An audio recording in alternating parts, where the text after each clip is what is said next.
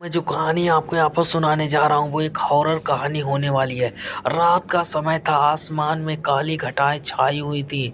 हवा में अजीब सी ठंडक थी जो किसी के अनजान डर का एहसास दिला रही थी। पूरा गांव गहरी नींद में डूबा हुआ था, लेकिन गांव के आखिरी छोर पर बने पुराने मकान में एक हल्की सी परछाई हिल रही थी। वो मकान वीरान हवेली के नाम से मशहूर था। कोई भी वहाँ रात में नहीं जाता था। कहते हैं कि वहाँ कई साल पहले एक औरत ने अपनी जान दे दी थी और तब से उस हवेली में अजीब अजीब घटनाएं होती रहती हैं। उस रात मुकेश अपने दोस्तों को चैलेंज पर उस हवेली में रात बिताने आया। सबने कहा था अगर तूने वहाँ एक रात गुजार ली तो हम मान लेंगे कि तू सबसे बहादुर है। मुकेश हंसते हुए बोला, डरता कौन है, भूत प्रेत सब बकवास की बातें हैं, कुछ नहीं होता है। वो टॉर्च लेकर हवेली के अंदर गया। दरवाज़ा खोलते ही जोर की चूं चूं की आवाज़ आई, जैसे किसी ने बहुत दिनों से उसे खोला नहीं हो। अंदर मकड़ी के जाल, टूटी हुई खिड़कियां, दीवारों पर झूलती पुरानी तस्वीरें थीं। हवा के झोंके से वो तस्वीरें हिल रही थीं, मानो कोई उन पर हाथ फेर रहा हो। मुकेश ने हंसते हुए कहा, वाह कितना सन्नाटा है, यहाँ डर तो बिल्कुल ही नहीं लग रहा है। वो हवेली के अंदर जाकर एक पुरानी कुर्सी पर बैठ गया। तभी उसे ऊपर माले से धीरे धीरे कदमों की आवाज़ आई, ठक ठक ठक। उसने टॉर्च ऊपर की ओर मारी।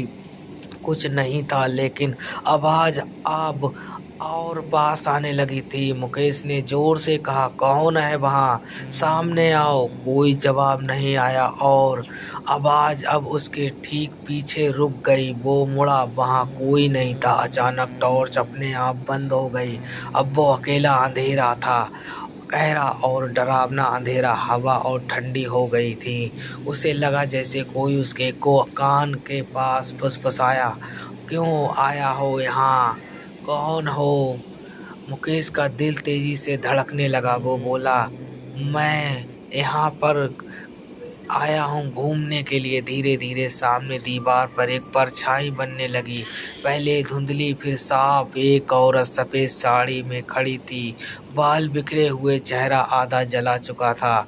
उसकी आंखें खून जैसी लाल हो गई थी। वो औरत बोली, ये मेरा घर है, तुम क्यों आए। मुकेश पीछे हटने लगा और पर दरवाज़ा अपने आप बंद हो गया। हवेली में गूंज उठी उसकी चीख, मदद, कोई है मदद करने के लिए। कोई नहीं आया। औरत धीरे धीरे आगे बढ़ी। उसके कदम जमीन पर नहीं हवा में चल रहे थे। उसने कहा, जिसने मेरी नींद तोड़ी है वही मेरे साथ रहेगा। मुकेश कांप उठा। उसने भागने की कोशिश की, लेकिन फर्श नीचे से धंसने लगा। उसे महसूस हुआ जैसे किसी ने उसके पैर पकड़ लिए हों। अगली सुबह गांव वाले जब हवेली पहुंचे तो दरवाज़ा खुला था। अंदर सिर्फ मुकेश का मोबाइल पड़ा था, जिस पर आखिरी रिकॉर्डिंग चल रही थी। मुझे जाने दो, मैं वापस नहीं आऊँगा, प्लीज़ मुझे छोड़ दो। लेकिन मुकेश कभी नहीं मिला। लोग कहते हैं कि आज भी रात के सन्नाटे में अगर कोई उस हवेली के पास गुजरता है तो अंदर से मुकेश की आवाज़ सुनाई देती है, मुझे बाहर निकालो। और हवेली के दरवाजे के पीछे एक नई परछाई दिखती है जो मुस्कुराती है, अब वो मेरे साथ है। कहानी कैसी लगी भाइयों?